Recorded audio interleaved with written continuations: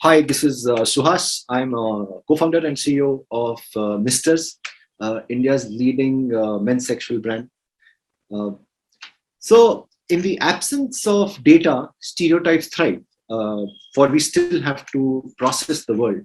It's natural, it's logical. In a lot of ways, it is the human condition. And over centuries of absence of data, stereotypes get entrenched and take root. And then any process where you bring in data to chip away at these stereotypes has to be a slow and patient one. Men's experience of sex as an area is one such example where centuries of silence has been interspersed only by exaggeration in terms of what the sexual experience is for men.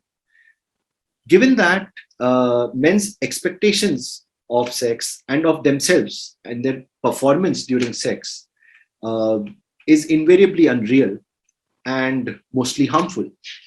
As India's leading brand in the men's sexual wellness space, we see our goal as much in enabling this conversation, an honest conversation about sex, as in the sales of our products. Over the last 2 years, we have acquired a lot of data in this data elusive category. Its data elusivity is not altogether surprising because, like we said, men do not talk about sex honestly. In our analysis, we see three broad themes as important to be discussed, all three going to certain stereotypes. Theme one, or let's say stereotype one, is that men always want to have sex.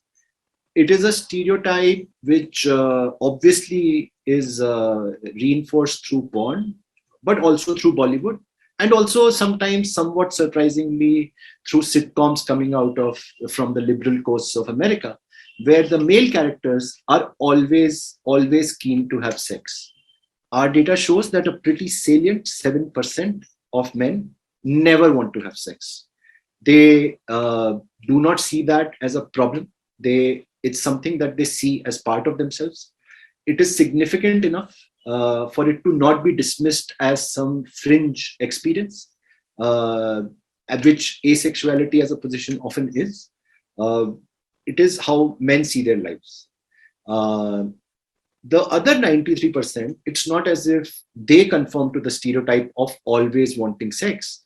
It is layered. Some men would, around 21% we see, have a once a week view of sex as ideal. There are others who would think twice a week, around 19%, and so on. There are some who are happy with it being an irregular occurrence. Overall, why this data is important is that it is seen as an intrinsic quality of man to always want sex. But it's a different experience when we talk to people and when data emerges. It complicates the idea of man. And that complicating the idea is probably the starting point of chipping away at stereotypes here.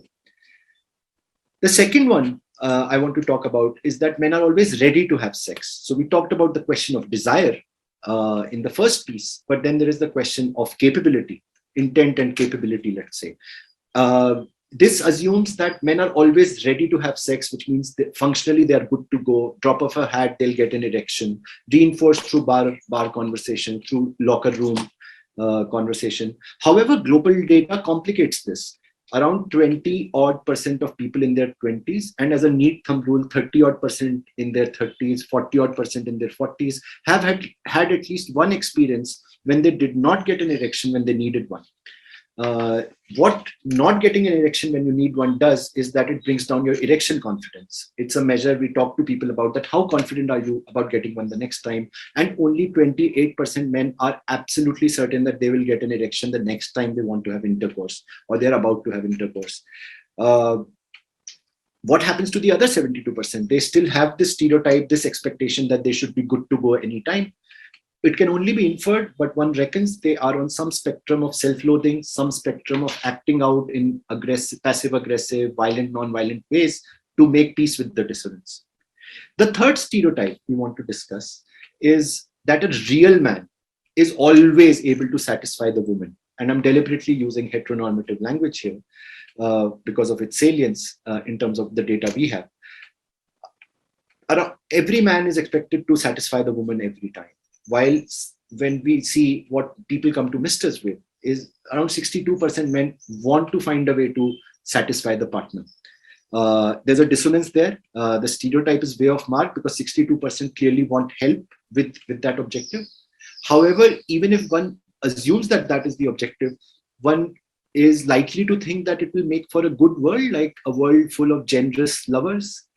However, there's a twist, as probably you saw coming, that only 8% of all men ever talk to their partners about sex. So it's an interesting story that they want to satisfy the partner, but do not necessarily try to understand what the partner wants. What happens in this knowledge deficit versus the objective? This is where porn and film step in. Around 43% people report porn and films or films as one of their key informants about sex.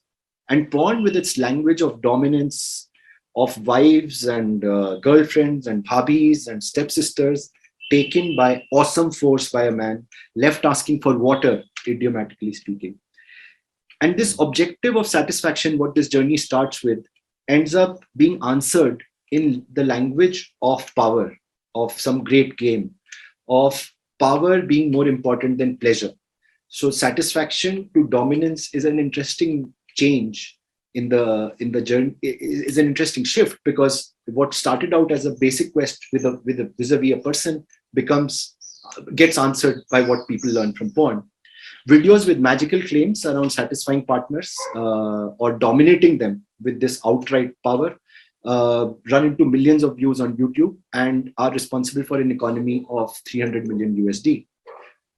All of this can only change slowly and painstakingly and through conversation and telling of stories, stories of lives and experiences, stories of specificity, and stories with numbers.